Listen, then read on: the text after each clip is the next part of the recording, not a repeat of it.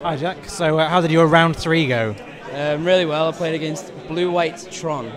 Blue-White Tron, that's an old school deck from Modern, hasn't been used as much recently. I haven't seen it since Lincoln in about a year ago. Yeah, like the red-green version has taken a bit more stock over it. Yeah, I think it seems to be like a bit more powerful because you just got that, turn 3 Karn or Wormcall or whatever, Oblivion Stone.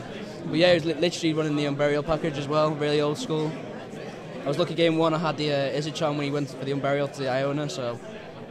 And then game 2, he just got stuck on 2 land and I was just tapping him on the upkeep, so he didn't really get to play the game, unfortunately. So that's using your Deceiver Exarchs and Pestimites as twiddles on his lands? Yeah, twiddles on his land effectively, and then it's a case of, like on turn 3 I'd do it, and if he removes my guy with like a path, I get a land out of it, so I'm not too forced. I'm still time walking him effectively, and he's giving me another turn effectively.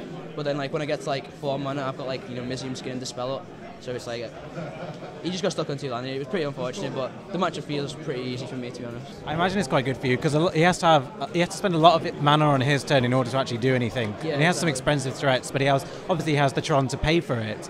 But he is essentially a tap out on his turn deck, and that's the sort of deck that Splinter Twin really just thrives on exactly, eating up. Yeah, completely right. It's like sometimes with that deck, I remember from testing, you have to like tap out for a Talaria West. Because sometimes if you just don't do it, you just set back by like 2 turns. So that tap out to go and get a land is just ridiculous. It's just for a lot, not even just Twin. There's like so many decks like Infect, Robots, Pod that would just punish you for tapping out. So it feels like a bit of a bad choice, but maybe he's found some niche in testing. I don't know. Maybe he was expecting a different metagame to us. I mean, if he was expecting more Jund or blue-white control or possibly the red-green Tron, then it may be a good call in that sort of environment. Yeah, because it's a go big deck with counter spells, so maybe you're right. Maybe he's just got some really weird matchups, and that's probably why he was in my bracket. And unfortunately, got lost. But who knows? So, how much do you think deck choice is affected by local metagames? I mean, because obviously we tested what we thought were good decks, but we may have missed something. I think personally, it's a very big thing in England and Great Britain, UK.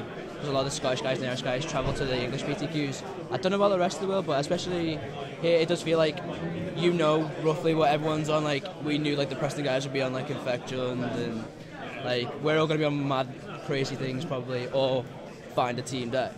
So you had a really good build of Jund that if we could have got more copies, we probably all would have played that. So it does feel like you can kind of assess what you think everyone's going to play. Like a couple of guys are known for blue, white, and a few guys are known for just beats and stuff. So you kind of can put them on stuff. Whereas I imagine in places like America and maybe the bigger countries in Europe, it's not as easy. You just kind of have to go with a good deck and cross your fingers. But yeah, they might be a bit more flexible with their own deck choice there. Yeah, exactly. So like I say, I think deck choice is really key, and it's very influential what's going around you.